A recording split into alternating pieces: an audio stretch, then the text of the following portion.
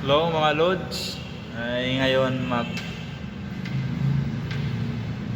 magpapalit ng fuse ng electric fan. Ngayon yung gagawin natin dito para hindi na natin buksan itong cover ng motor niya kasi mahirap mabuksan, no, walang screw.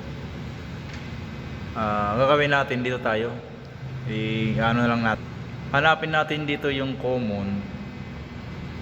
At saka dito na lang natin ilalagay sa labas yung fuse. Ito yung common. Ito. Puputulin natin itong common. Yan. Ito yung common. Dito natin ikakabit yung fuse. Kasi hindi ka pwede dito magkamali. Dapat tama sa kung saan yung ilalagay. Baka mabaliktad yung yung ikot, masusunog yung motor.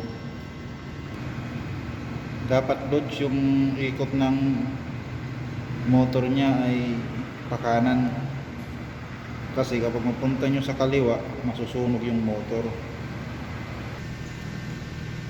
Ngayon mga lods, subukan natin.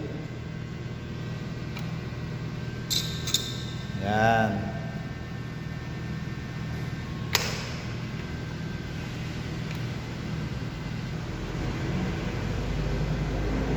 Okay.